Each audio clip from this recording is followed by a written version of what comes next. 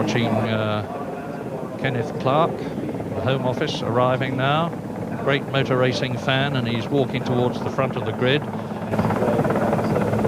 He's joining Prince Michael. And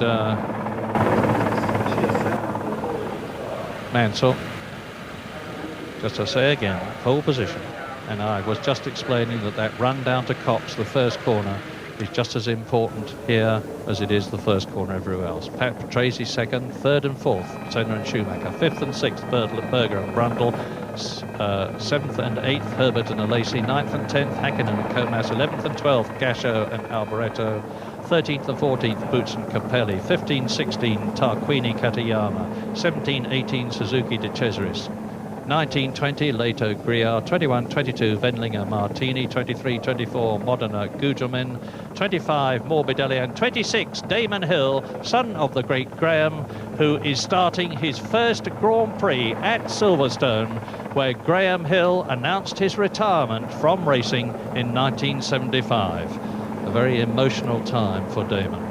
Driving Brabham Judd, but he is test driver for this man, Nigel Mansell, because Damon Hill is very much responsible through his test driving ability for the development and the constant improvement of the Williams-Renault cars. That there he is in the new colour scheme Brabham, with a Judd V10 engine behind him, and he will be aiming to finish the race above all else. Staggered grid, that is again another safety feature, means the man in pole position has actually got a car's length start over the man who is in second place, so that will be an added benefit for Nigel Mansell. You may recall that last year Senna got away magnificently at Silverstone and was taken and lost the lead to Nigel Mansell at Stowe Corner on the first lap. The press corps, the cameramen, the television commentators and services are all here in massive numbers. And I hear in the background the klaxon horns. The next thing that happens, of course, with 1 minute, 60 seconds to go.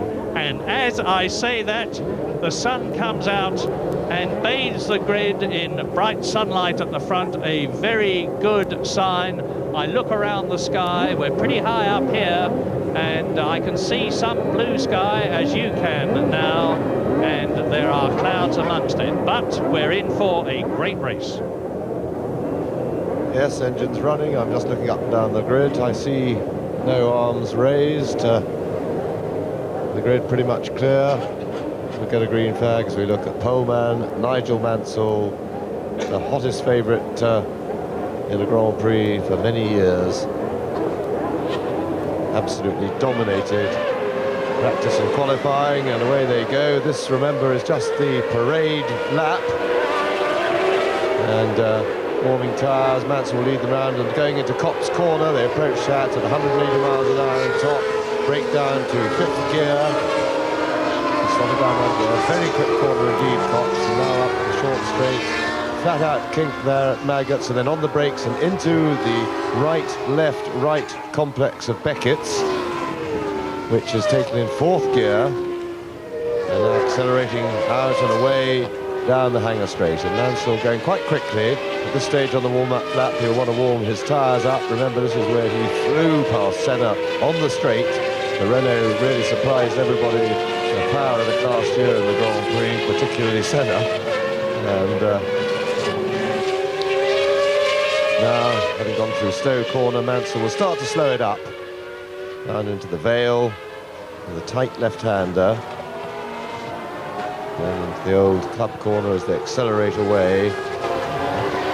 It's a slow second gear corner at the Vale, now accelerating right up through the gearbox and onto the fastest part of the circuit as they go over 180 miles an hour. And 185, depending on the wind, of course. The direction of the wind makes a difference here. The wind is not strong today. We've had some quite strong winds in qualifying and earlier this morning, but it's dropped. And now into the very, very quick bridge corner, taken pretty much flat in top gear, maybe not on full tanks. Corner is slightly banked, big G-loads through that corner, and as they come out of it, still doing probably 170 miles an hour, hard on the brakes, and now into the slow, complex Priory, second gear all the way, around Brooklands,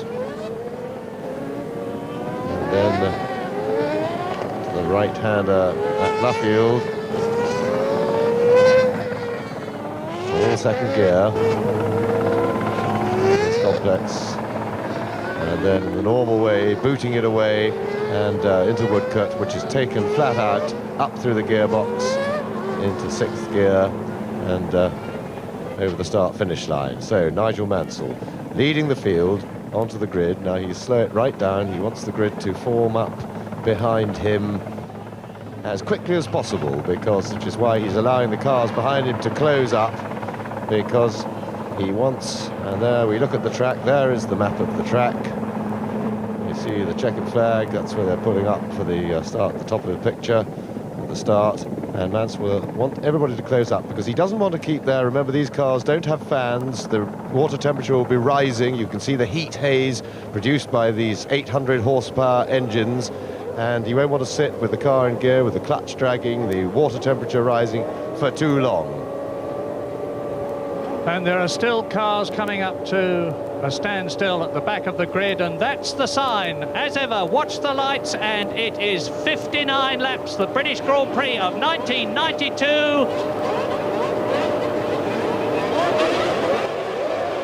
Here's go, and Mansell straight on the power. Patrese alongside him, the Italian has again out-dragged Nigel Mansell. He leads into Copse, and Martin Brundle has passed Schumacher. And then the two McLarens, and Martin Brundle has made an absolute flyer, as has Patrese. And Patrese, the Italian in the Williams Renault, is now in second position because Nigel Mansell has exerted his authority and has surged past Patrese, who is now being attacked by Martin Brundle, and Schumacher is being attacked by one of the McLarens. I didn't see whether it was Senna or it's Senna. They're coming down to Stowe Corner now. Mansell leads, Patrese, Brundle, Senna is in fourth position in the McLaren. Berger is going through to fifth past Schumacher, and Alesi has been taken by Johnny Herbert, who started ahead of the Ferrari, lost the position and has regained it. There he is, car 12, the Lotus of Johnny Herbert. Mansell still leads, and there are 58 full fast laps to go at the end of this one. Yes, and a tremendous first couple of corners, because Senna and Schumacher rejoined their battle that they had in Magny-Cours, where Schumacher rather rudely attacked Senna, and Martin Brundle keeping his position over Ayrton Senna, who was attacking, as Mansell already opening up a very large gap. Mansell got a fair bit of wheel spin at the start, but it's all action. And Schumacher taking Berger, Herbert inside Berger. And Berger got jumped then, as he had jumped Schumacher at the end of Hanger Straight, and it is all action behind the two Williamses. Indeed, and the man to watch is Martin Brundle. He's putting away from Senna, who is just keeping ahead of Schumacher, and in sixth position it's Johnny Herbert. So it's good for Britain. Three British drivers in the top three at the end of lap one, and there is the leader. And it really is like a 10-lap race, the way they're going at it for third place and behind. But in the meantime, Martin Brundle, who hasn't made a great start, has not been party to the argy-bargy, has got a clear run, has been able to give it everything. Schumacher getting inside Senna. And this is really hairy stuff. Senna not giving way. He must feel a little bit threatened by Schumacher's inexperience, because that's what he felt caused him big trouble in Magny-Cours. But he's not showing any fear of it. And he won't want this attention. He'll want to be chasing Martin Brundle, and Brundle is going fabulously well. As I say, unmolested by the infighting behind, and that always slows the pursuers down. Through Bridge Corner now. And Ayrton Senna maybe in an uncompetitive car relative to the Williamses now, and even possibly to the Benettons, but he's showing why he's been 3 times world champion. He is not giving up, he gives no quarter.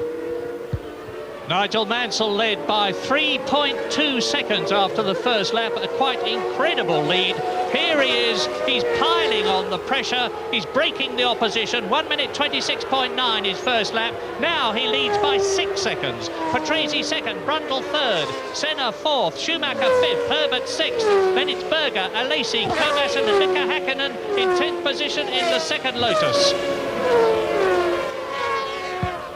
Yes, and Martin Brundle lapping 3 seconds a lap slower than Nigel Mansell, and that is exactly confirming the practice and qualifying form and the superiority of the Williams, which has been big all season, is now absolutely enormous here at Silverstone. The circuit really suits the car, or should I say it the other way round, whichever way you want to look at it, and this is the biggest margin we have yet seen between the Williamses and the others. Riccardo Patrese playing very much a subordinate role to Nigel Mansell, but in a comfortable second place as Schumacher continues to harry Ayrton Senna. And down shortly to complete another lap, because Nigel Mansell, race leader, is through Luffield 2. He's coming into Woodcote now to complete lap 3 in this 59-lap race. There's Mansell just at the bottom of your picture, and look how far back you have to look to see Riccardo Patrese in the second Williams. There is Mansell into Copse Corner at 140 miles an hour and more, accelerating away. Look, you see, he's very soon going to be in a position, he's leading by 8 seconds now, where he can actually back off and control the race. Not yet, but on his second lap, he was only 0.6 of a second outside the lap record, and that's with a full fuel load. And so, Patrese in second position. He's got a gap between himself and Martin Brundle of 1.5 seconds. And here they come. This is Patrese second, Brundle third. Senna is in 4th place, tucked behind him and attacking is Michael Schumacher in 5th position. In sight is Johnny Herbert. And Johnny Herbert really confirming his and the Lotus's good form, because he's up there splitting the McLarens. He's ahead of Gerhard Berger, that's Senna going through. Schumacher still chasing but not actually attacking at the moment, so Senna able to settle a bit. Gap 11.8 seconds, and one just has to hope that Mansell is not overcooking things. Well, I was just about to say, and despite that enormous lead, he already seems to have throttled it back, Murray. His lap times are no longer dropping, and the fuel load's coming down. You would normally expect the lap times to be coming down. Everybody else's down the field are, and Mansell with a 12-second lead after 5 laps is already controlling the race and starting to not to relax the ultimate pace and just race to the others. He will, of course, continue to build that lead. He won't slow right down, because that is your insurance against minor problems going wrong, a possible pit stop. He'll want to have, certainly before he really drops it off, to have like 40 seconds, but he will get that easily. He won't push at 100% to achieve that, because he can get it by nursing the car, and that means running some half a second a lap slower than maximum. Well, let's take a little breath for contemplation, and apart from the dominance of Nigel Mansell thus far, my main impression as we ride with Nigel Mansell, you see his helmet just on the left-hand side. That is Beckett's corner. Now into those 4.5G corners, the right, left, at Beckett's itself, round Chapel Curve, doing about 150 miles an hour down the fastest part of the course. Well, equal fastest. He's doing 190 miles an hour here as he goes into Stowe Corner, whacks it back into 5th gear, round Stowe at 100 miles an hour, swing left into the Vale, a little dip here. Now there's a short climb into another left-hander, 2nd gear, which leads into the 3rd gear, right-hander at Club Corner. From 3rd to 4th to 5th to 6th, almost as quickly as you can say it. Up to Abbey Curve, the left-hander ahead of us at 180 miles an hour. Then he sees in front of him the bridge. There it is, and into Bridge Corner, 5th gear, 160 miles an hour, believe it or not. They look pretty heavy clouds overhead. The left-hander at Priory, 2nd gear. The second left-hander at Brooklands. Now a tiny short straight and into the double right at Luffield, 2nd gear. There's the first one. There's the second one. Now into Woodcote, up through the box, from 2nd to 3rd, to 4th to 5th to 6th. And exit Woodcote and into the start and finish straight over the line to complete another lap into Copse at 180 miles an hour.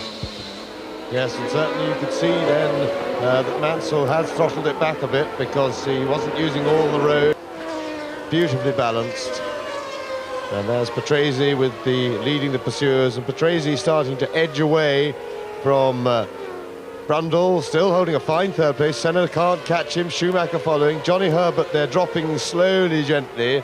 Herbert now nearly 4 seconds behind Schumacher, but still comfortably holding off Berger and Alesi.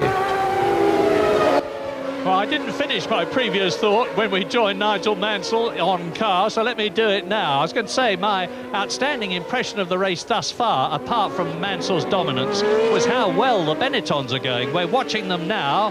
There's Brundle, there is Senna in the McLaren, that is Schumacher, and the Benettons, very nimble. They are lighter than the multi-cylinder engined cars ahead of them by virtue of the fact that they have the V8 engine.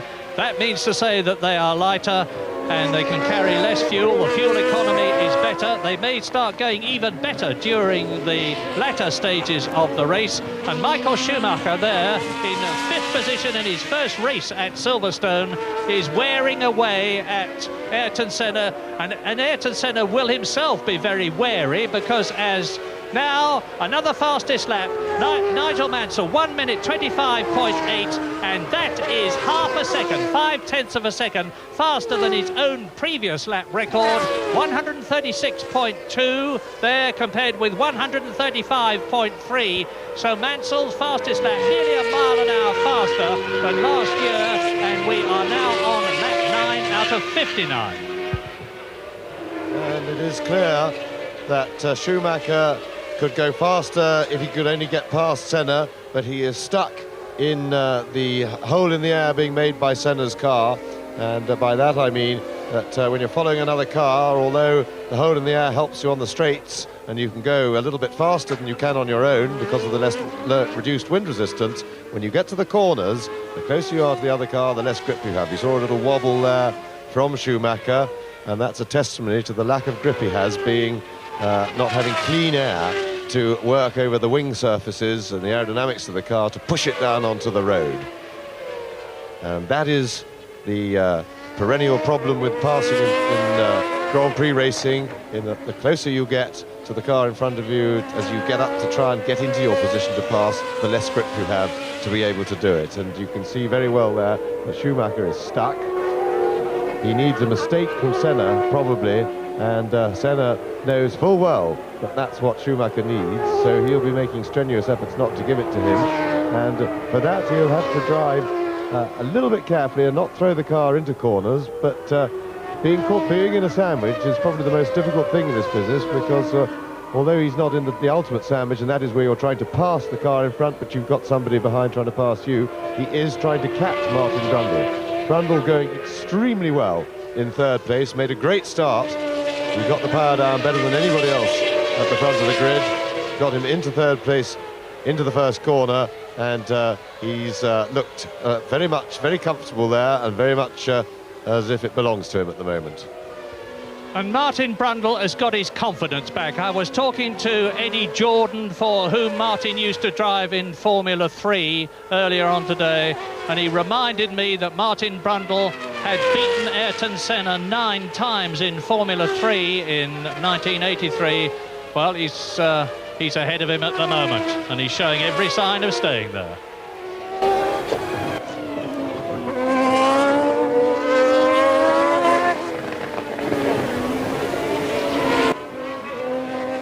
There's Riccardo Patrese, the veteran of Grand Prix racing, in second position, and a man who has formed a wonderful relationship with Frank Williams, who you can see in his wheelchair there, surrounded by the Williams team, looking at the bank of monitors in front of him, and what he's seeing is great news for Frank Williams and for his team. Nigel Mansell leading on lap 9 by over 20 seconds. And ideally a lead driver, and you're looking at the second place man, Riccardo Patrese now, hopes to build eventually, in ideal circumstances, a lead of about 20 seconds. Well, Nigel Mansell's got that and more on lap 11 of a 59-lap race.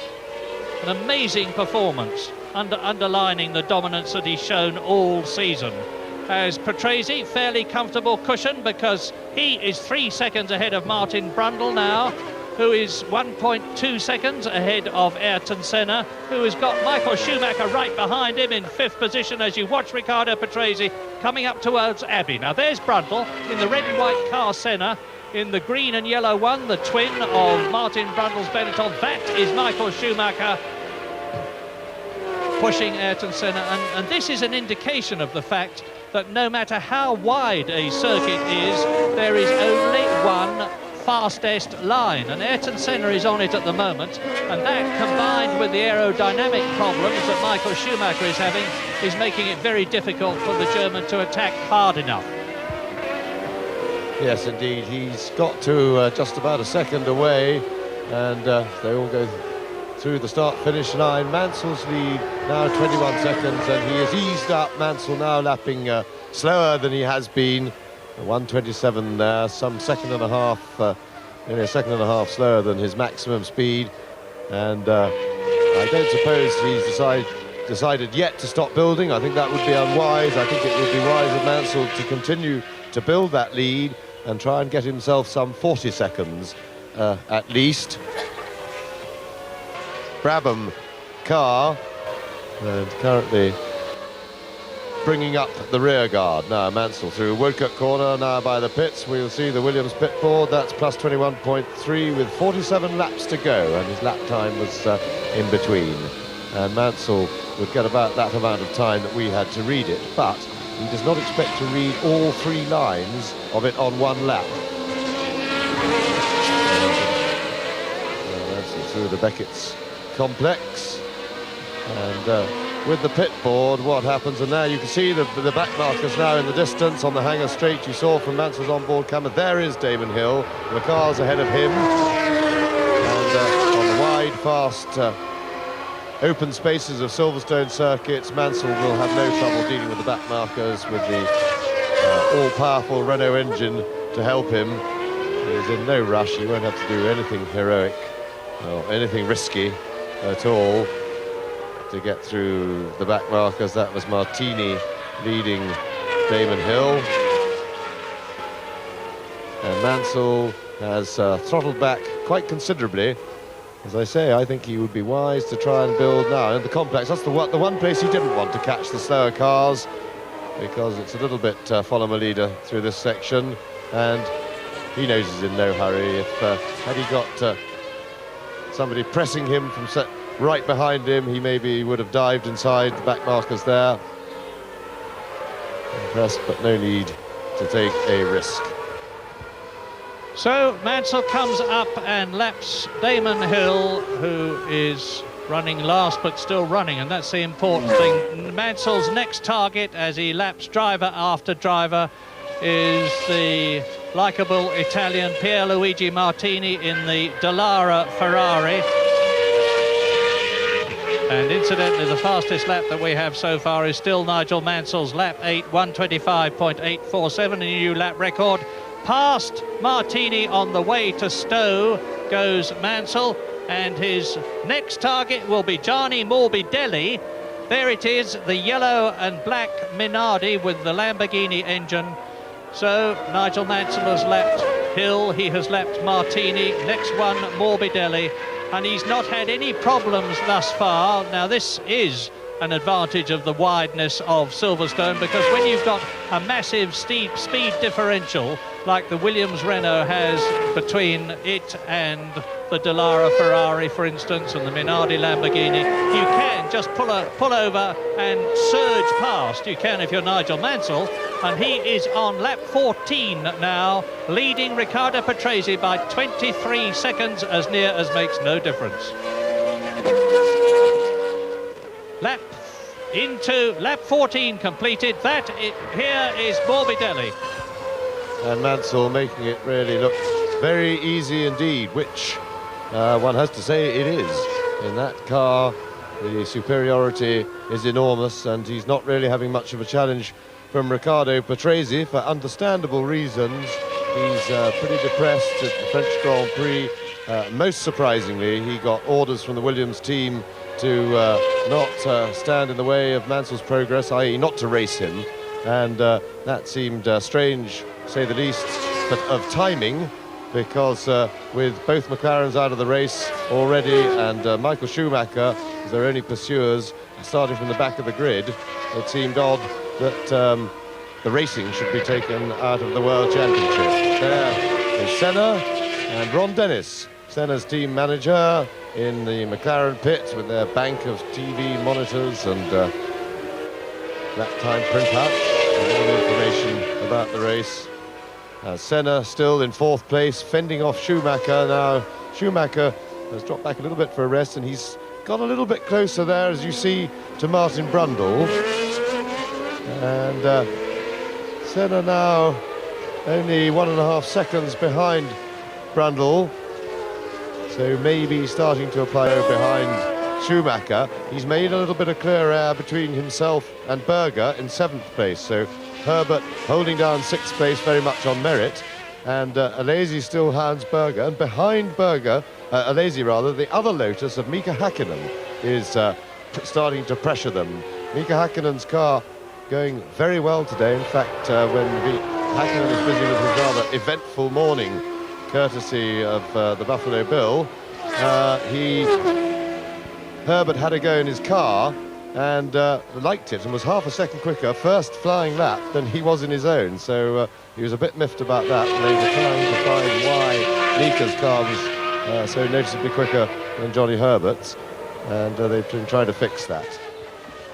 Lap 16, quarter distance, no retirements. Nigel Mansell leads Riccardo Patrese by 22 seconds, and you can see the battle for 3rd, 4th and 5th. Here it is. Brundle 3rd, Senna is 4th, Schumacher is in 5th position, Johnny Herbert is 6th in the Lotus, 7th is Gerhard Berger, 8th is Jean Alesi in the Ferrari, 9th is Mika Hakkinen, 10th is Comas, 11th Alboreto, 12th Capelli and 13th Gasho, 14th De Cesaris, 15th Boutsen, 16th Tarquini, 17th Suzuki, 18th Guiar, and in 19th place, as I'm waiting for them to come through now, behind Guiar,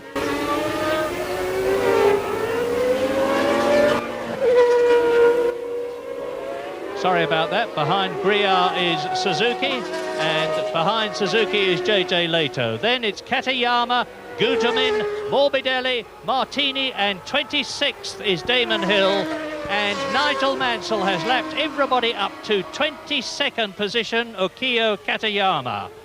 And he's on lap 17 now. As you look at the battle for 3rd position, Martin Brundle holds it. In the red and white McLaren is Ayrton Senna. That's him, world champion, 3 times, record number of pole positions. And Ayrton Senna has 34 wins behind him. And he's also got Michael Schumacher behind him, and not very far behind him.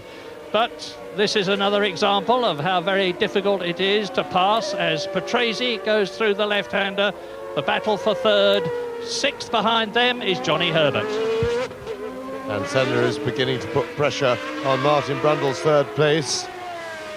He's now getting to the critical point where he is in Brundle's slipstream, which will help him on the straights, but will certainly hamper him in the corners. And the car becomes very hard work to drive, because as well as the problem of having less grip, the car slides about more, so you have to fight it more. It simply has less grip. You also have a problem with sighting, because when you get really close to the car in front, you don't have a clear view of the corners as they come up. and so it's a additional mental as well as physical stress. And he is now, I think, in the zone where it's going to be very difficult to get any closer. He's less than a second behind, or he was as they crossed the line then. And Mansell is really eased right up at the front of the race, taking it very easy now. He's dropped his lap speed by some 3 seconds a lap over what he could be doing. And that's the battle behind. That's Gerhard Berger, Lazy, and Mika Hakkinen. Mika Hakkinen, Johnny Herbert we see through the picture now. That's Johnny Herbert in the leading Lotus in 6th place. Through corner, and Lotus really seem to be on a revival. The team has got a new car. They've got two of the most talented young drivers, up-and-coming drivers in the business. Mika Hakkinen, Johnny Herbert we know a lot about. Mika Hakkinen won the Formula 3 championship a couple of years ago in very much the style that Ayrton Senna did. And we've now got the battle of third place amongst the back markers and the traffic, and Senna will be looking for an opportunity here. I can't see Martin Brundle giving him that opportunity, because Martin Brundle is race-wise, as is Senna. He's been racing just as long as the Brazilian has. We're on lap 19 now, with Nigel Mansell's time having dropped a bit as he passes Thierry Boutsen's Ligier, and the Belgian driver Thierry Boutsen is having a fairly good race for him, because he is in 16th position and he's had some pretty dreadful ones this year.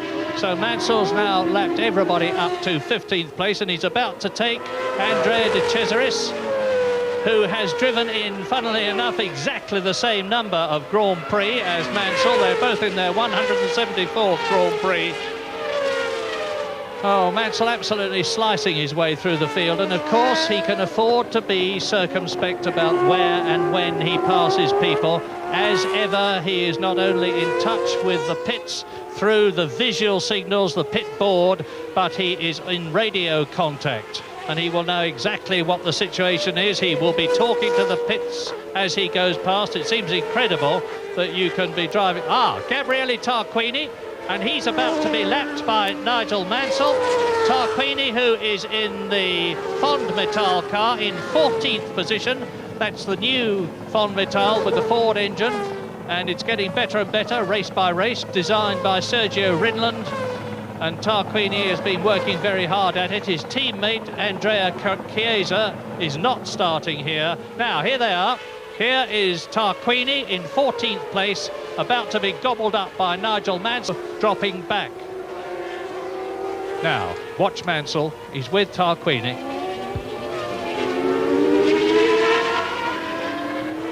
Mansell just slicing through the traffic with the greatest of ease, and here is the real battle. Now, Ayrton Senna is doing what you'd expect of a really experienced driver. He is homed in on Martin Brundle because they're getting amongst the traffic.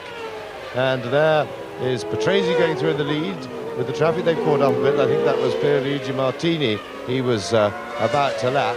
But Senna is getting himself placed, ready to pounce if there's any sort of confusion caused by the traffic, and Brundle has any sort that gets delayed at all. Remember, the lead car is the man in the hot seat because he can only lose his place. And Senna trying to get inside Martin Brundle in the infield, and that's looked a little bit optimistic to me. Maybe he thought Martin was a little early on the brakes, and there's traffic ahead. And of course, looking behind, we mustn't forget that Michael Schumacher has closed up, and Senna will be having to use all of his very considerable senses here, because he's got to watch his back as well as his front. So he will be having 360-degree vision and senses all the time at the moment. And he'll be pleased for that little bit of respite. Schumacher having to go the long way round and slightly delayed. And Senna will be very happy for that, because that allows him just for probably half a lap to really concentrate totally on Martin Brundle with a slight breathing space. Now, Martin Brundle should be up to this pressure because beginning of the season he was a bit all over the place. The surprise that he found at the speed of Michael Schumacher and the team seemed to throw him, but all is well now with Martin Brundle. He's driving very well, he's settled now. Senna, this is the fastest part of the circuit, getting a toe. It's in the slipstream. He's looking for the inside at Bridge Corner, but that would be super brave. And we're getting a good view of just how difficult it is to work one's way into an overtaking position. Schumacher right back in the thick of it now. He's back on Senna's tail, or as close as he can reasonably get with this problem with the slipstream. In the meantime, Mansell has put up a new fastest lap, so having got through the traffic, got a clear lap, Mansell's put the hammer down briefly and immediately moved away, and his lead now is nearly 24 seconds. Brundle got himself a little bit of a rest from Senna's attentions, but Senna getting a cleaner line there through the complex. Brundle's a little bit ragged on the line, and Mika Häkkinen has made it up past John Alesi and will now be in hot pursuit of Gerhard Berger. Yes, the Lotus cars are in 6th and 8th position again. As in France, Johnny Herbert is in the points. He finished 6th last Sunday at Magny-Cours. He's in 6th position at the moment, and his teammate Mika Häkkinen is moving up through the field in 8th position. Gerhard Berger in the 2nd McLaren. You can see the first one, Ayrton Senna, in 4th position there, and Gerhard Berger is in 7th place. He's being beaten by Johnny Herbert, and he's being caught by Mika Häkkinen. Martin Brundle has been looking for the opportunity that was given to him in France, and that he's taken with both hands here at Silverstone for a long time, to be in a really top-flight Formula One Grand Prix car.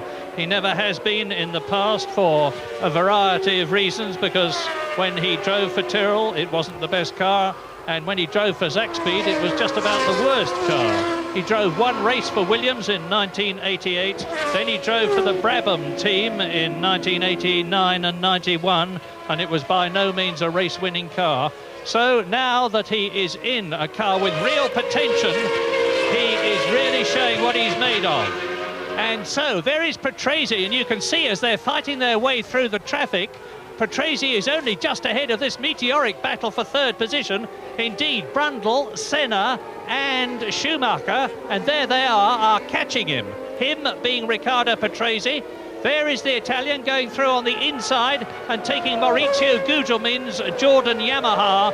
Ayrton Senna staying cool as ever, keeping in touch with Martin Brundle in 3rd position. Now look for the battle as there goes Brundle, Senna, Schumacher under the bridge into Bridge Corner to complete another lap, which will be their 24th, so we are well over 1/3 distance already, and the retirements are nil. And this is what Senna wants. Hold up for Brundle. And getting very close indeed as Brundle gets held up, and it's Maurizio Gugelmin who is perpetrating the problem for Ayrton Senna, for Martin Brundle, but Senna still not really close enough as Patrese goes through. Whoops, and they're supposed to be friends, Gugelmin and Senna won't be pleased with that, because that has put him under threat now. You see the problem with Schumacher, and for Senna, one little false move from a back marker, and you come under threat from behind, and it's all hot stuff now.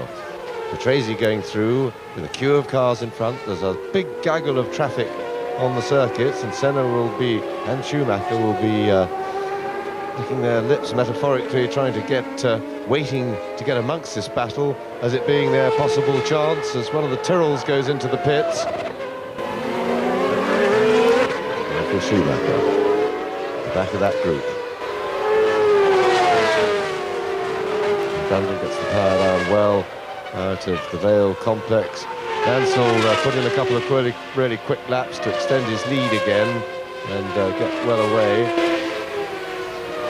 But this is where the race is. Senna and the Benetton sandwich. And two cars in the pits, Pierluigi Martini's Dallara and Andrea De Cesaris's Tyrrell are in the pit lane, but there's tremendous excitement, and this is it as they go through to complete their 24th lap. They being Brundle, Senna, Schumacher. Third, fourth, fifth. Riccardo Patrese is 2.5 seconds ahead of Martin Brundle, just out of the picture. There he is. You see him as they go through the complex at Beckett's, now into the left-hander at Chapel, now down to the Hangar Straight. And you can see that the Benetton seems to be not a mile an hour slower than the McLaren, although Senna's got this aerodynamic problem of trying to get past. But you see, Senna's line is so much better through the Beckett's complex than Martin Brundle's. He can straighten it out, seems to straighten it out, which is what the line is all about. Through that complex, Senna still snapping away at Brundle's heels. And Riccardo Patrese, who has fallen back very close to the clutches as Eric Comas goes into the pits. So tyre changes starting. But Riccardo Patrese has lost an enormous amount of ground to Mansell in the traffic and to this group behind, as Senna now right on Brundle's tail. Still there's nothing he can do. There was Patrese, not very far in front. And Brundle not panicking, he's keeping very cool because it's not easy with this sort of pressure from behind, but he's sticking to his line, making no mistakes, and that's what he needs to keep doing. And it's not easy because he's got a long race to go yet. And they're catching Riccardo Patrese, not very quickly, but they are nevertheless closing up on the second-placed Williams. We're on lap 26 now, out of 59. And there is Grillard, followed by JJ Leto. That number 6 is Riccardo Patrese, second place. Now let's see how close to the Williams Renault are the two Benettons of Brundle and Schumacher, sandwiching as he goes under the bridge, Ayrton Senna, and it's pretty close. Senna attacking, and Schumacher watching very carefully. Senna mindful of the fact that the man behind him is the man who took him off on the first lap of the French Grand Prix last Sunday. So Senna will be watching the front and watching the rear equally carefully. Into Bridge Corner, right-hander, 160 miles an hour. Brundle third, Senna fourth, Schumacher fifth, and Senna right onto the gearbox now, Brundle's Benetton. I'm sure that's where he's going to do it, after Bridge. He's trying to lull Brundle into a sense of false security, I'm sure, and he's going to dive inside him, going into Priory. And in fact, as Patrese goes through, just keeping his distance, keeping himself just comfortably in front of this roaring battle behind. One of the problems that Senna has got, he really, it's extraordinary. Brundle really is making a mess of the Beckett's complex every lap. Senna getting very close to him, and in fact Senna almost had to lift off then because Brundle was holding him to get onto traffic, and Senna is looking like he's going to have a go. And Senna round the outside of Martin Brundle, if he can hold wheels, hold station there, but he can't. Well driven Martin Brundle, he didn't lose his nerve, he's held on. But the problem Senna has got is that the Benettons have been very quick on the straight with their latest Ford engine in the car. They were quick in qualifying and practice, and it's quite clear the engine is very powerful because Senna is not a match for the Benetton on the straight. Now, it's here where I think that Senna will have his real go, but he's trying to set Martin Brundle up, and that is JJ Leto, I think, in front.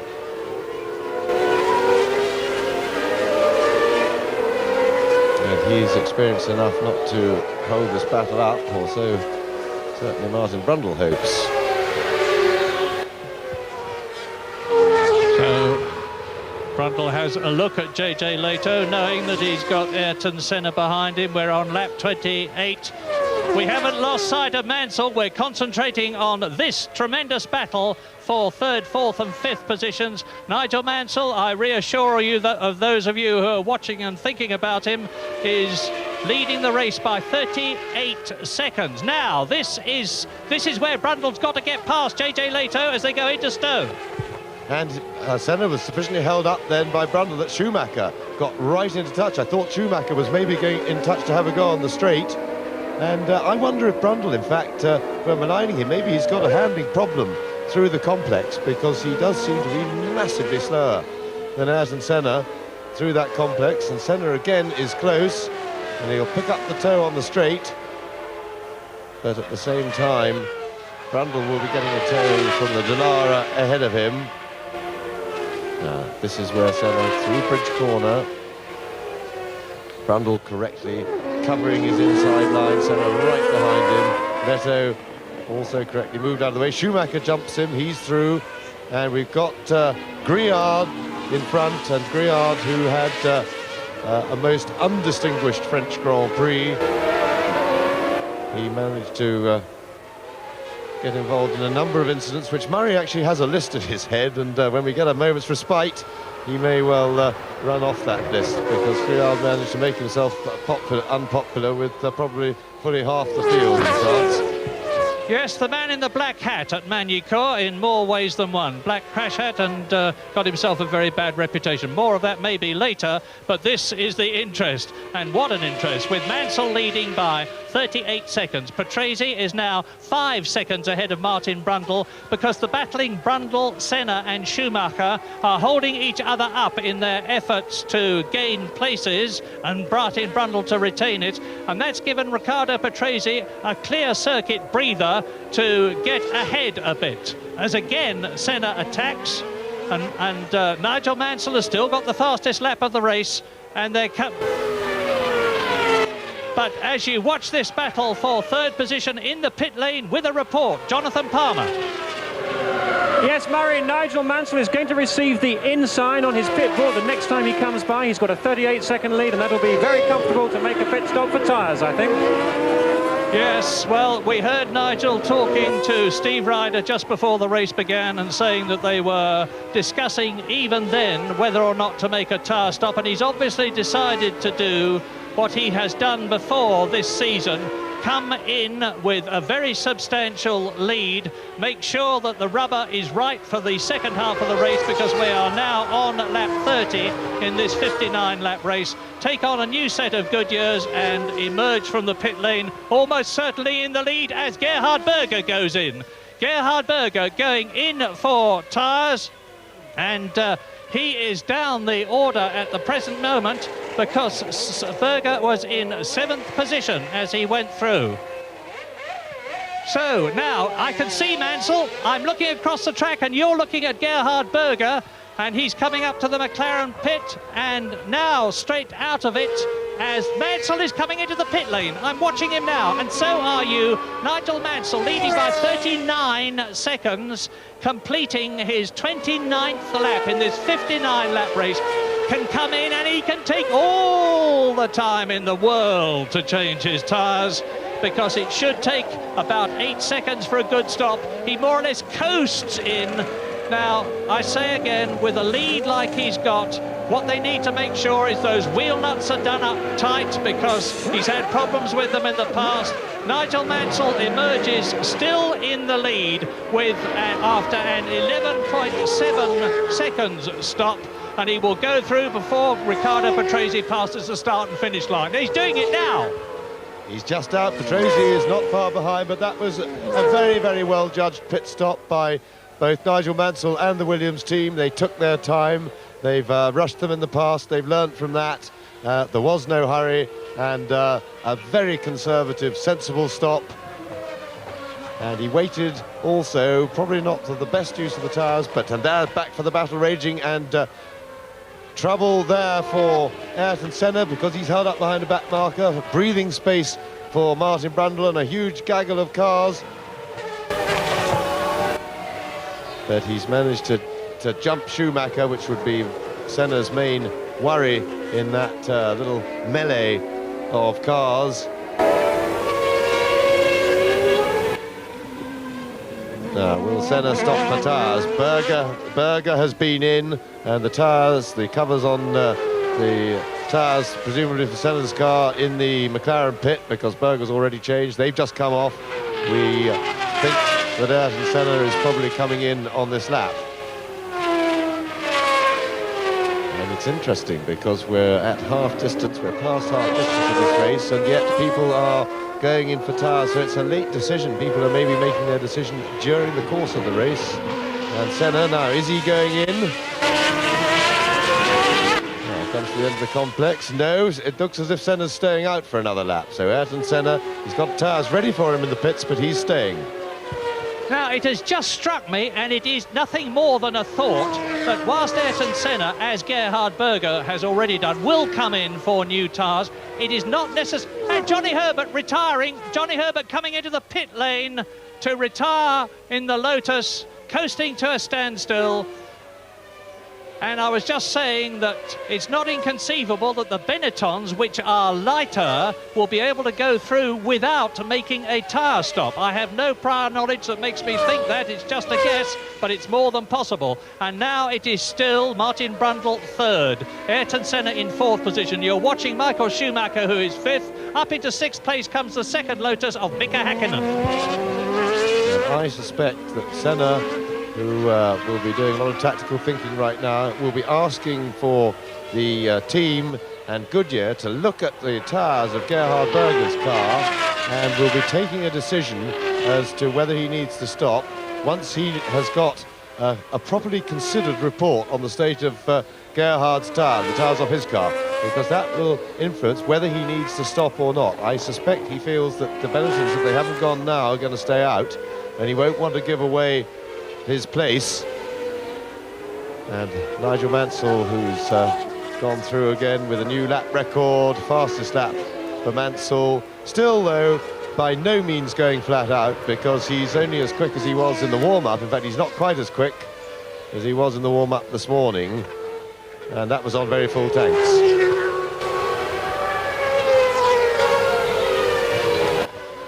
And we've just heard from the pits that Patrese is being hung a signal saying Mansell tyres okay, and that is almost certainly why Senna are staying out. They don't need necessarily to hang a board. They could have been doing it over the radio, as I suggested they would be, discussing the state, because one car from each team has gone in, and they know, having looked at Mansell's tyres, that by that they mean that Mansell's tyres could have done the second half of the race just fine. He could afford the luxury of a pit stop. It was a wise precaution in his case. They now know, for Patrese's benefit, that this is how teamwork works in this stage. There's not a lot of it, but in this instance, that is good information for Riccardo Patrese. So there he is, and that's important because his second place is by no means secure. I'm sure that Ayrton Senna will have received the same message, and we may well find out that they put the blankets back on his tyres. Yeah, as the race car comes in, the Jaguar car with its lights flashing, there's his pit board. Now, the race order on this, the 33rd lap behind Nigel Mansell, that is Patrese. Martin Brundle is in third position. In fourth position, it's Schumacher, who's just gone into the pits, and you can see the Benetton now, and he's going to lose his fifth position almost certainly to Mika Häkkinen. Well, not necessarily, because that's a super stop, and Schumacher is sprinting down the pit lane into his 34th lap, and Mansell on new tyres leads by 11 seconds, and a Lacey is in now. And that is a Lacey, and he's away again, under 7 seconds for the Ferrari stop. It was a little bit panicky, but they certainly got him away quickly. So suddenly a spate of pit stops, and I suspect Senna will have the same information that Riccardo Patrese got. Of course, remember, Patrese won't, the Williams drivers don't have to push so hard. And Jonathan has Johnny Herbert retired, of course, down in the pits. Johnny, that was an absolutely fantastic sixth place you were running, and the Lotus clearly going well, and you making brilliant use of it. But what happened? Well, as you say, the car, we're making progress all the time. We've got ahead of the Ferraris. I think we got one of the McLarens sorted out, and it was a shame, really. The car was handling fantastic. fantastic, but it's stuck in gear in the end, so it was a bit of a shame. Very hard luck, Johnny. Many thanks. And what a shame, but that is the lot of a racing driver, in that when it's a mechanical failure, you can't be disappointed with that. When you've done a good job, you have to take solace from that, and certainly Johnny Herbert did a very good job today. Now, Senna is in 4th place, but Mika Häkkinen moves up to 5th place, some 16 seconds behind Ayrton Senna because of Schumacher's pit stop, and Senna still harrowing Martin Brundle there. Brundle defending excellently, handling the pressure extremely well. And bang goes my theory about the Benettons not stopping for tyres as Martin Brundle comes in to do so, as Schumacher comes in to do so, and you watch now Martin Brundle pursued now only by Ayrton Senna closely. Schumacher, of course, having gone in for tyres. We're on lap 35 in this 59-lap race. Mansell is the lap record holder. Lap 32, 1 minute 24.9, and he's leading Riccardo Patrese now by 12.5 seconds. Mansell on new tyres, Patrese on old ones. Mansell is now into his 36th lap, and Senna can still not get past the Benetton of Martin Brundle 3rd. Yes, and I suspect a totally uncharacteristic spate of teamwork going on here, because it's very likely that Martin Brundle will be the beneficiary of similar information to that already given to Patrese, that we saw publicly on his pit board, that we presume has been given to Ayrton Senna, and now Brundle will be the beneficiary of the information that the tyres look okay to do the whole race. And you may wonder why Goodyear and the teams don't know this before the race, and the answer is that the conditions change all the time, and these tyres are very sensitive to track temperature, the abrasiveness of the track, depending on how clean it's been washed by rain the night before. Remember, we had rain, a lot of rain yesterday. Senna still fighting for that 3rd place. Harrowing, and incidentally, just to prove that the tyre conditions are definitely all right, Riccardo Patrese has just had done his 2 quickest laps of the race in the last 2 laps, and the second of the 2 was even quicker, so Patrese is managing to find additional speed despite the fact that his tyres are getting older, and that shows they're holding up well, so the information from the pits is good. Lap 37 out of 59. Race order, Nigel Mansell, fastest lap of the race, and he is leading very comfortably now. Riccardo Patrese by 13 seconds. Brundle is 3rd, 6 seconds behind Patrese. Senna is just behind Brundle, and there is the Brazilian, who has gone through into the pits for tyres already. 7th is Gerhard Berger, who has stopped for tyres. 8th is Alesi, who has stopped. 9th is the second Ferrari of Capelli. And in 10th position, it is the Italian veteran Michele Alboreto in the footwork. 11th is Comas in the Ligier. 12th is Thierry Boutsen in the second Ligier. Then it's 13th Suzuki, 14th Modena, 15th Griar, 16th Leto, 17th Gugelmin, 18th Morbidelli, 19th Tarquini, and Damon Hill is still running in 20th place, 2 laps adrift, but he's still running. And this is lap 37. Martin Brundle coming towards us, up towards Abbey, followed by Ayrton Senna into bridge. And certainly the tyres are working well, because Martin Brundle has just done his own fastest lap of the race. And into the pits goes Ivan Capelli in his Ferrari. And that looks a bit more than a tyre stop. He's parked rather skew-whiffly for a routine tyre stop, but they would always change the tyres anyway. Maybe he's got something else to say. Yes, he has. Oops. No, he was in reverse rather than the forward gear, it would appear. How very odd. Or maybe he's got some sort of a gearbox problem.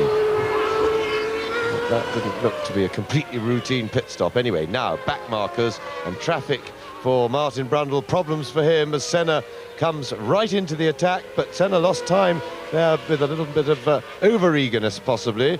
Eric Comas in the blue Ligier immediately in front, and that looks like Martini ahead of him, and they're battling away and not looking at what's going on behind, and Senna will be looking for a way through. And Let's all go, but Brundle keeps his cool. This is a tremendous drive by Martin Brundle because he's under maximum pressure. The only relief he has is he knows that his Benetton is quicker in a straight line than the McLaren of Ayrton Senna, and that certainly gives you a little bit of security when driving, but all this traffic, all these back markers, and now Mansell has speeded up. There's Damon Hill ahead of the group now. You see Nigel Mansell, a new fastest lap, and he's just popping in the odd quick one, otherwise he's having a very easy run and keep his concentration up, because he certainly could go quicker than that, but I don't think Martin Brundle can go any quicker than he's going, and Ayrton Senna is dictated about how quickly he can go by the speed of Martin Brundle in front of him. Now, I have in the box with me the great three-times world champion Jackie Stewart. Now, let's keep an eye on this battle, Jackie, but it looks as though you're in danger of losing your honour of the highest number of wins by a British driver, 27 to Nigel Mansell. Murray, I'm absolutely sure of it. Nigel's got the race totally by the scruff of the neck. He's controlling the pace that he wants to drive at. He's driving a very well-calculated race. I take my hat off to him. If he does succeed today in getting 28 victories, I'll be the loudest applauder up here in the tower. I think he's done a very good job, and I congratulate him. So far, I am a racing driver, and as James and you know, you can never think of things like that until they actually happen. So we've still got a bit of racing to do yet, but he is driving with a great masterly condition between that Williams team and his driving talent. He can today to win this race, and will continue to do so. Now it's up to the reliability of the car, but we have no reason to doubt that. The Williams has, and there is a bit of unreliability from Maurizio Gugelmin in his Jordan Yamaha, and that looked like a pretty terminal explosion at the back of the car of mechanical nature. Probably one suspects the engine, but can't be sure. Back to the battle of the race. Senna challenging Brundle. Still quieten down for a moment. Of course, it goes quiet when they haven't got traffic, and it'll be a bit of relief for Martin Brundle. Now, in a situation where Nigel's main problem at the moment is the continued reliability of his Williams Renault, I'm going to ask Jonathan Palmer down in the pit lane to do a bit of legwork, go to Williams and see if they are quite happy. They're watching the telemetry, of course. The Renault engineers are seeing exactly how his engine's performing, and I think actually he's ready to talk to us now. Well, I've just spoken to the Goodyear tyre engineers down here, and he tells me, in fact, that the wear they've seen on those cars that have stopped has been a little bit more than they expected. But the cars that have come in, Berger, Schumacher and Mansell, are the drivers who are slightly harder on tyres than their respective teammates, so it's probable that the other halves won't need to come in for tyres after all. Thank you, Jonathan, and would you now please go to the Williams pit and see if they are happy with the way everything is going, as we watch Martin Brundle and Ayrton Senna, third and fourth, Benetton and McLaren, again exiting Chapel Curve, again going down the Hanger Straight and into Stowe Corner, 100 miles an hour, into the Vale, and the race order is Mansell now leading Patrese by 20 seconds, Mansell on new tyres, Patrese still on the ones that he started the race with. Brundle is 7 seconds behind Patrese and just ahead of Senna, as you can see. Mika Häkkinen in 5th position. In 6th position after his tyre stop is Gerhard Berger, who has displaced Michael Schumacher, who is in 7th place ahead of the Ferrari, 8th of Jean Alesi. And in 9th position behind Alesi, Alboreto in the footwork. 10th is Comas, 11th is Capelli in the second Ferrari, and 12th in the second Ligier is the Belgian ex-Williams driver Thierry Boutsen. But what an absolutely stunning race Martin Brundle is driving. So, of course, is Ayrton Senna, but I remind you that Ayrton Senna is 3 times world champion, and he, in his career, has won 34 races. Martin has yet to win one, and he's staying ahead of Senna. Well, certainly Brundle and Senna's tyres are working all right, because they have both put in their fastest personal laps of the race just this very lap, or as they last crossed the line. Senna relentlessly pressing on, and Nigel Mansell now with a lead of 22 seconds over Riccardo Patrese, and I think that probably he'd be well advised to keep, of course not pushing the car, not stressing it, but although half a second a lap doesn't sound like a lot,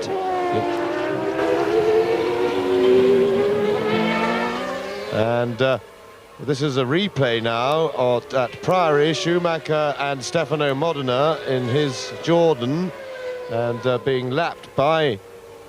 Oh, and Schumacher locked up there. Schumacher seemed to get in a mess. We couldn't really see from that angle. I think Schumacher locked up first, then there was contact, and that is a bit as Schumacher stopped. And Modena will be livid, because exactly the same thing happened in France after the second start. At the first start, Michael Schumacher T-boned Ayrton Senna's McLaren, and at the second start, after 18 laps of the French Grand Prix, Schumacher made contact and went out of the race with Stefano Modena, who managed to carry on in his Jordan Yamaha. But to say that the Italian was not best pleased would be a masterpiece of understatement. So Michael Schumacher tried to thrust his way unsuccessfully there past Stefano Modena. We're on lap 43 now. The race is reeling in, and Jonathan has been to the Williams pit. Well, the atmosphere is pretty tense down here, as you might imagine, in the Williams pit, Murray. They're all looking at the monitors, desperately hoping nothing's going to go wrong to interfere with this copybook performance. At the moment, they are happy, but it's a very much at the moment proviso on that. So there is Frank and the team sitting behind him, watching the monitor, listening to the headphone now. Frank will be listening to driver conversations there. You see he's turned away from the monitor. He's concentrating hard to pick it up, because there's a lot of sound and interference going on, and I think maybe they may be advising Martin Mansell to keep extending his lead. As I say, if he drops half a second lap off full pace, that's plenty to protect the car, although it doesn't sound very much mechanically, and to make sure of no mistakes, because it would be nice to have enough of a lead that if, for instance, one got a puncture, which is about the worst non-terminal thing can happen to you. And there's Brundle's board, place 3 minus 6 seconds on Riccardo Patrese. But Mansell could have a lead if he wishes, that could give him maybe half a lap on a flat tyre even, to get round the pits and change it and get out and still win the race. And one might as well have it if one can have it at no cost, and by no cost I mean no risk to the car and its reliability. So, Senna. Now, Senna, this has been a very hard race for Senna, following Michele Alboreto, who's having such a good season in the footwork. And I think Senna looks as if he didn't get through then. No, Alboreto held his line. A little rest for Brundle, but the man who really will need a rest more than any is Ayrton Senna, because remember, following is the hardest work of all in this business, certainly physically. Leading and being pressured, of course, is probably harder on the mental pressure, but physically, you're driving in the slipstream, the car, you get more buffeting anyway because of the turbulence of the car in front, and your car has less grip in the corners because of that hole in the air. And in every way, it is more difficult. Your line of sight is impaired, and that looks like a Lazy who has parked his Ferrari. It looks as if it's been routinely parked. Although not a routine he'd like to go through again, because it means he's out of the race very much. Leads on the steering wheel, as the rules now dictate. You mustn't make off with your steering wheel, because it makes the car awfully difficult to deal with for the marshals. Senna using all the road at Copse Corner, having to pull back that little bit of ground he lost when they were lapping. And back to Riccardo Patrese, who is only 8 seconds in front of Martin Brundle. And I have considerable sympathy for Riccardo Patrese being shackled by the Williams team, no matter how they may have phrased it. They claim it wasn't really orders, but being asked not to put the team at risk in any way when Mansell's trying to overtake him basically means you've got to let him go through, and that's certainly how Patrese took it. And points again. That's going to be very important, as I said earlier on, for the Constructors' Championship. Just 1 point between Benetton and McLaren. And there's the McLaren of Berger. There is the Benetton of Schumacher, 6th and 7th, battling for that place. Yes, and Berger's the man with the short straw here, because he's trying to attack Häkkinen in the front, but at the moment, right now, he's actually more interested in what's going on behind him, because Schumacher was very close to him then, and putting his place under threat. And that is the classic sandwich, and believe me, it's an uncomfortable place to sit. Or to be the meat therein. At the moment, I think Häkkinen is probably grateful for the attentions of Schumacher, because that is distracting Berger.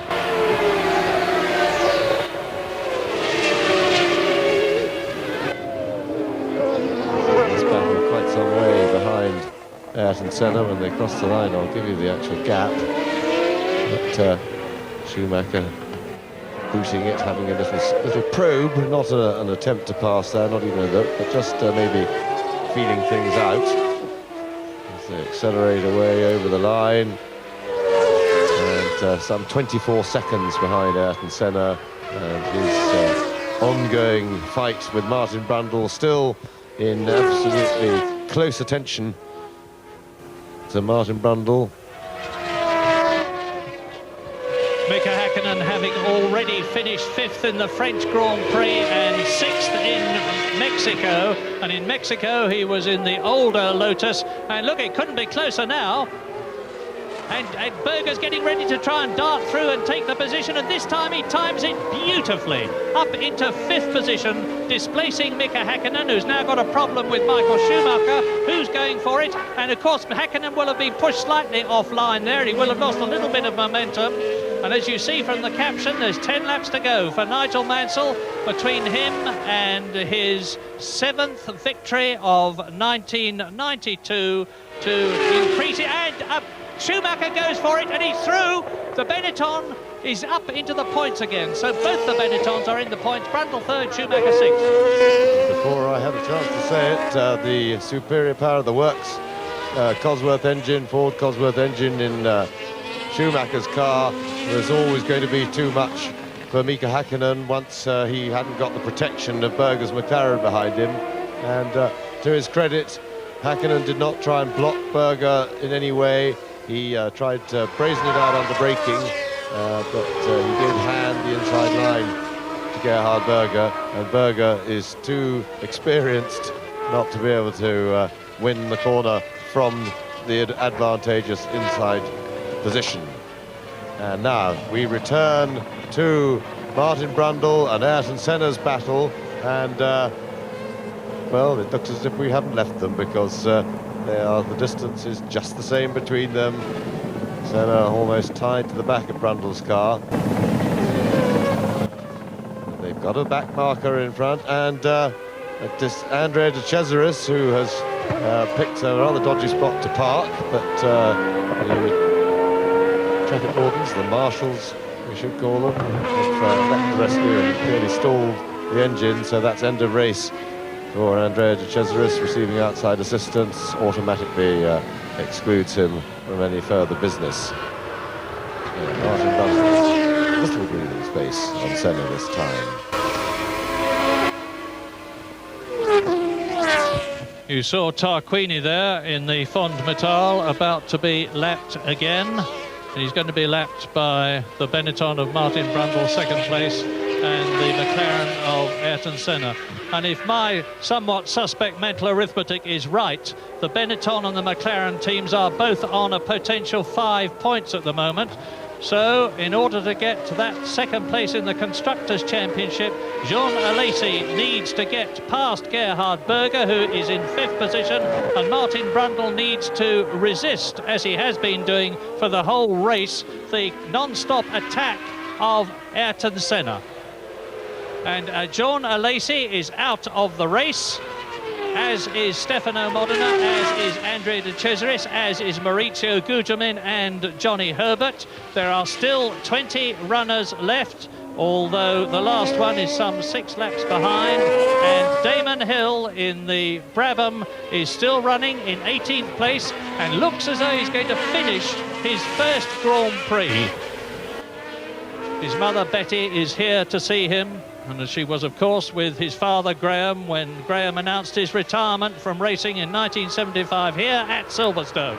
And here at Silverstone, Senna, who has been following in the wheel tracks of Brundle the whole race, can still do nothing about the Englishman, who is beating him here in Formula 1 as he did in Formula 3.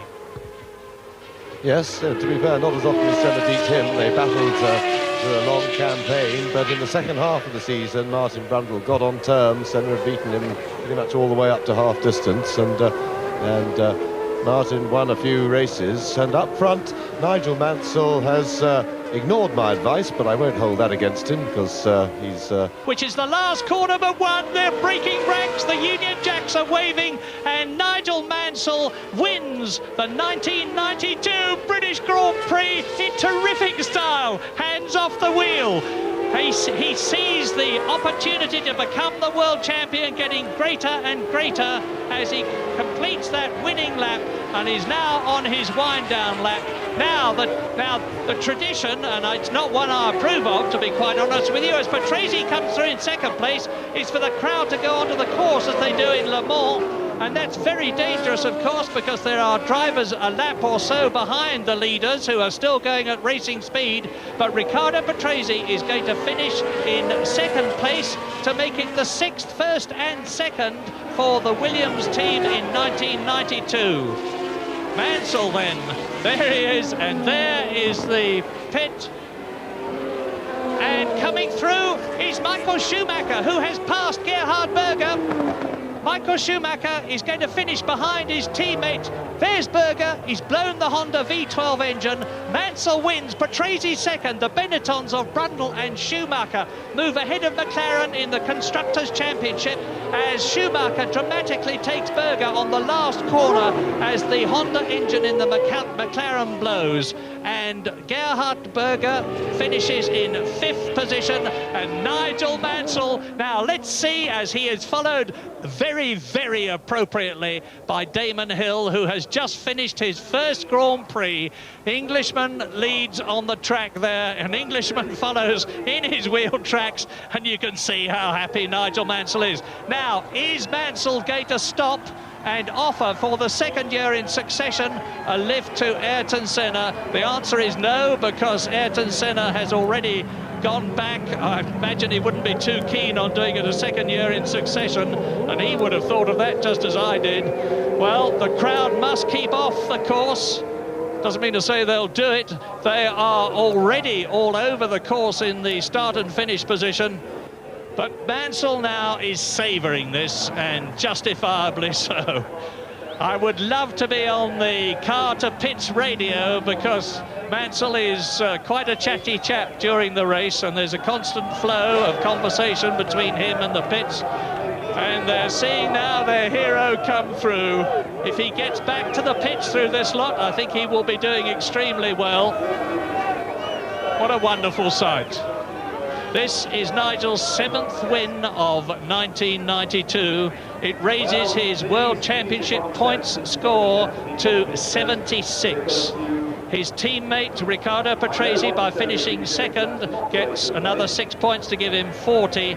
So Nigel now leads the championship by 36 points after race 9 in this 16-race World Championship Series, with the races in Germany in 2 weeks' time, Hungary, Belgium, Italy, Portugal, Japan, and the marvellous wind-up at the end of the season that everybody loves to go to, the Australian Grand Prix at Adelaide. Will he be world champion when the series reaches Australia? Well, there is still a long way to go. He's got a massive lead, but it is not an unbeatable one, although it's certainly looking more and more like it race by race. Since Thursday morning, the crowds have been pouring into Silverstone. This is what they came to see. This is what they have seen. Now, it's going to be very difficult. Get out of it, says the marshal. Clear the car. I just want to give him this Union Jack, mate. Now, this is Club Corner, and when I tell you that Nigel has still got the run up to Abbey, the Bridge, Priory, Brooklands, the 2 Luffield corners, Woodcote, and the start and finish, I mean, he's just going to have to rev it and try to get through. But I can't see the crowd parting. They're round their idol. They're within touching distance of him. They ought to give a big hand to Damon Hill, that you can see in the centre of your picture in the multicoloured Brabham with its new livery. But now, I say again that the British Grand Prix of 1992, round 9 of the World Championship Series, has been won by Nigel Mansell, 39 seconds ahead of his teammate Riccardo Patrese, with in 3rd position in the Benetton Ford, Martin Brundle, his 3rd place in succession. 3rd in France, 3rd in Britain. Martin Brundle is not on his way back, he's back. And Michael Schumacher in 4th position in the 2nd Benetton Ford. And look at Nigel Mansell now. He'll be boiling hot inside his racing overalls and inside his fireproof underwear, but he won't mind. Gerhard Berger finishes in 5th position, and in 6th position it's Mika Hakkinen. Michele Alboreto 7th, a lap behind. The first 6 all finished after full distance. And if I was Mansell, I would be getting worried. It's the remove the clothing and try and tempt them to run away with it. If I was Frank Williams, I'd be getting worried about my car too, because I should think that's suffering a lot of damage there, not designed to be climbed all over. And if this is still Club Corner, they're going to have to helicopter him out. And I think 1 or 2 policemen aren't going to be a lot of help with this crowd. This is really maybe gone a little bit too far.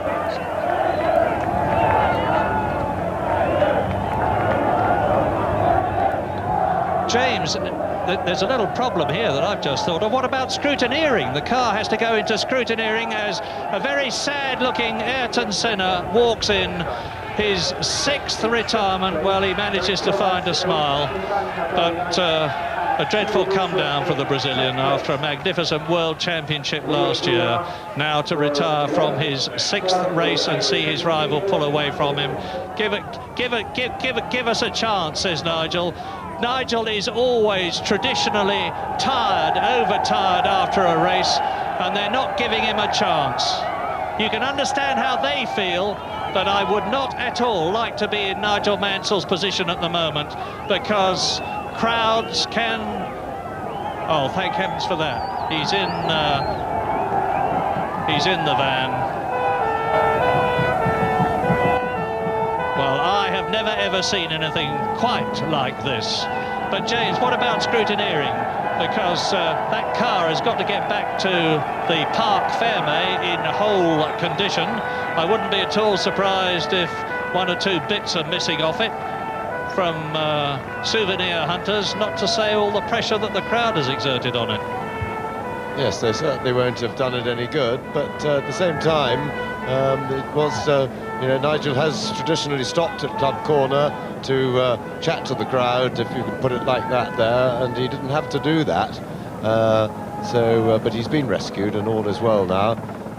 And I don't think the scrutineers are likely to hold it against him if there are 1 or 2 bits missing. They'll just have to do the best they can. But I would suspect that this will be the last year we have a track invasion, because what was, if anything, more serious than, and there is Patrese, and he, I'm sure, is remonstrating about the track invasion that happened just after the start-finish line, as Mansell came over the line, where the crowd broke ranks, and that was serious. The problems that Mansell had at Club Corner are one thing, but for the crowd to come over the track when racing cars are still coming at them at 170 miles an hour, with the drivers not expecting it, is extremely serious, because they race right to the line. If, for example, Senna had still been in the race and he'd been neck and neck right behind Martin Brundle going for the line, as could well have been the case as a race, we could have seen some very nasty consequences, because they were actually on the track at the time and also up at Copse Corner.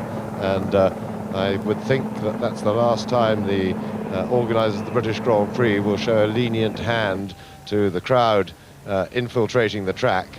I strongly suspect that in the future they will be tightly controlled and kept behind the fences, and I have to say that the concession that's been given to them, in my opinion, has been abused.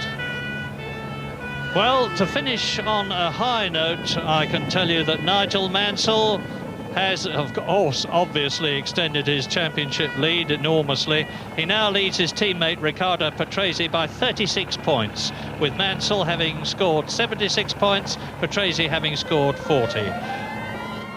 Michael Schumacher is still in third position. Gerhard Berger has moved up from fifth position to fourth.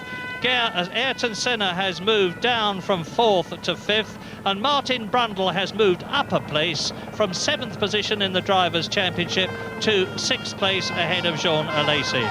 Williams, of course, with that first and second finish, as you look at Martin Brundle driving in after a magnificent drive, his second successive third place, first in France and now a week later in Silverstone, and his drive with that of his teammate Michael Schumacher, who finished in fourth position, means, as I hypothesised, that the Benetton team have now moved ahead of McLaren by 4 points in the Constructors' Championship, with Ferrari in fourth position, Lotus in fifth place, Martin Brundle in the garage and Parc Ferme area, and the van that is carrying the victorious Nigel Mansell entering the pit lane now, and it will be a very relieved Nigel Mansell who emerges from it, the Silverstone incident vehicle, and if ever I've seen an incident, that was it. Mansell wins, Patrese second, Brundle third, Williams first, Williams second, Renault first, Renault second, Benetton third, Ford engine third. And that's it, there he is.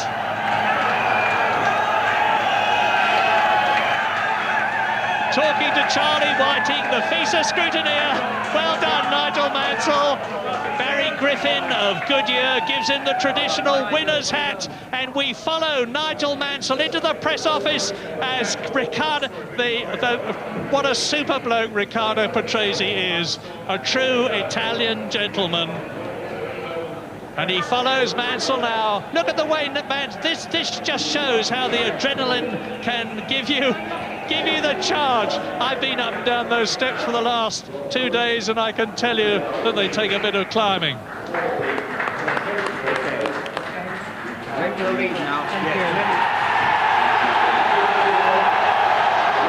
Prince Michael of Kent congratulates Nigel Mansell, and so do the crowd.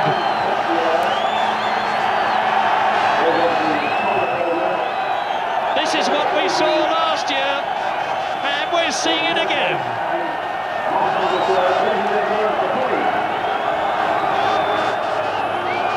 Nigel Mansell's 7th win out of 9 races.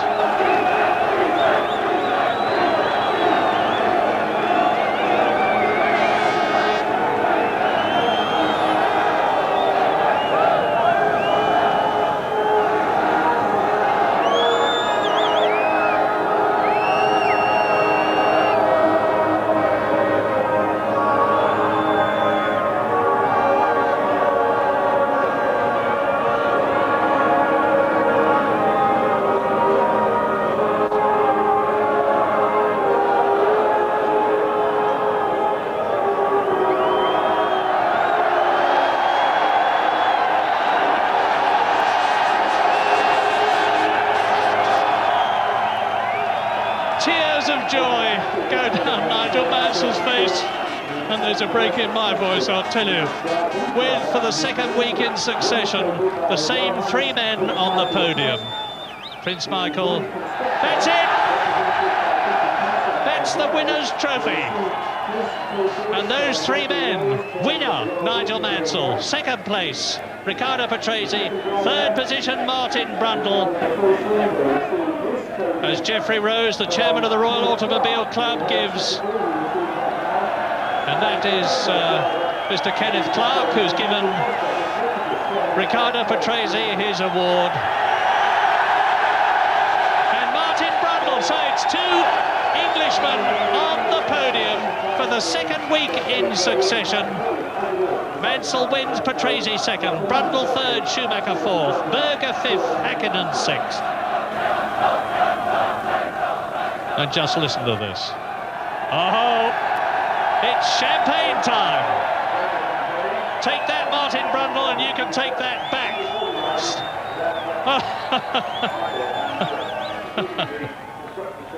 Well, this may seem rather childish, but it is an enormous release of tension.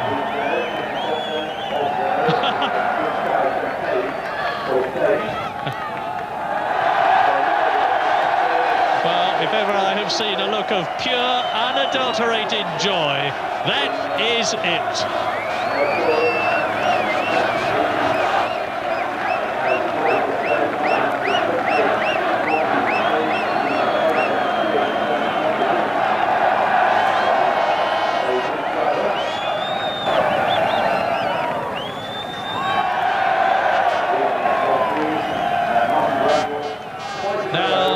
Mansell, Riccardo Patrese and Martin Brundle go into the press office to give the interviews to the press,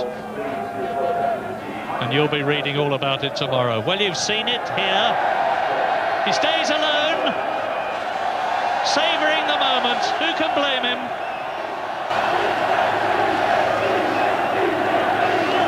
What an incredible sight.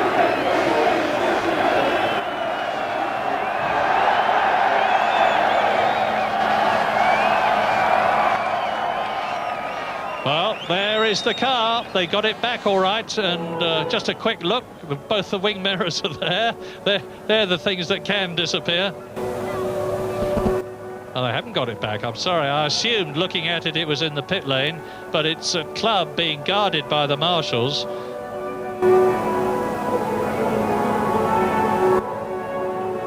Because it's their responsibility to get that car back to the Parc Fermé for Charlie Whiting, the FISA scrutineer, and his colleagues to give it the once-over and make sure it's all legal in terms of things like wing height in particular. But I have absolutely no doubt that it will be.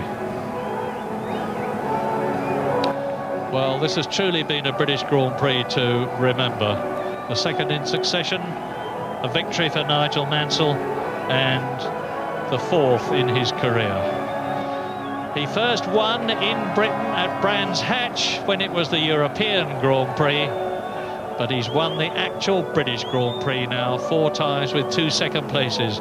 When he said before the race last week, Silverstone belongs to me, he was not joking. And Tony Jardine is waiting to talk to the winner, Nigel Mansell. Nigel, what a win, what support. Silverstone has become Mansellstone. You must be absolutely thrilled. I'll tell you. Oh, yeah. But easy, isn't I?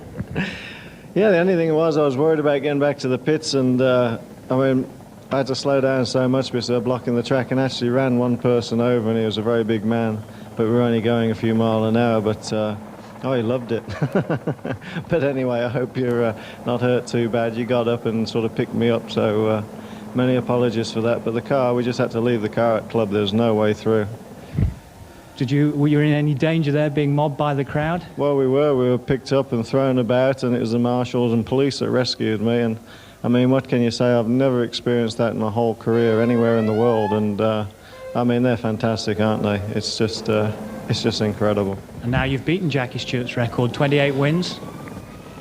Yeah, I mean, that hasn't sunk in yet, and I mean, Jackie being the tremendous man he is and sportsman, when he sent me that telegram, he said he didn't expect me to be a member of the club too long, but I didn't expect to sort of beat it in the next race, and but for me, you know, it's just credit to the team and Renault, of course, who's given us the machinery to be able to achieve this. Was that a precautionary tyre stop? Yeah, we planned it, and you know, and then I was able to then sort of choose the pace that I wanted to sort of go. But I mean, I had a few little moments with coming up with people, and they didn't see me. But other than that, it was a great race. Nigel, I know you won't be drawn on the World Championship, but with continued success like this, you must have the odd sneaky thought that this could be my year. No, not really. I've been in the game too long. I've been in the game too long. I'm glad Ricardo is laughing, but I mean, to be so close like I was in '86 and have it robbed with 16 laps to go, I'm not going to count on anything until it's in the bag. Ricardo, how are you after that big practice crash? Stiff. I think it was a hard race for me, for sure the hardest race of the season. In fact, I'm quite tired and a bit broken. All my bones are a bit broken. Anyway, I'm really very pleased for Nigel, for myself and the team, of course, Williams, Renault, another 1-2. I think here again we did a fantastic job, and I think I don't know what to say. Let's hope that we go on like that, and that is marvelous. Another great start from you alongside Nigel at the beginning. Yes, I started well. Nigel maybe had too much wheel spin, I don't know.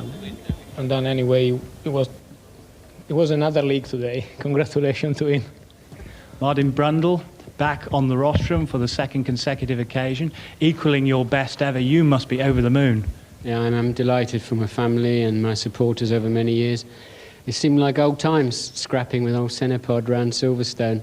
I really enjoyed it. The car was absolutely fantastic. Not a single problem the whole race. Obviously got held up behind, I think Damon it was, and Ayrton just shot through. But then he failed on the same lap anyway, which I can't say anything other than that I smiled quite a lot, I have to say. Then I just cruised to the finish. I took a gamble to run not so much downforce on the car to keep me fast in a straight line. But that meant my tyres went away a little bit faster than Ayrton, so he was pushing me quite hard. But I didn't buckle under the pressure, and I'm very pleased. But a great day for British drivers, as you said. Damon Hill finishing as well, so that's good for the sport, isn't it? It is. I don't know where Johnny finished, but I know he was running fairly high up, fairly on. Early on, I saw his name on Michael Schumacher's pit board. But it's a great day for British motor racing. They're here, they showed up, and they gave us fantastic support, and thank them. Nigel, back to you finally. A brilliant win here at the British Grand Prix. It's delighted your millions of fans and your family, no doubt. Celebrations tonight? Celebrations tonight, and if I'm going to dedicate the most historic win, obviously in my career and in the history of Great Britain in Formula One, I dedicate it to the fans out there. They are just unbelievable. Nigel, thank you. Well done. Ricardo, Martin.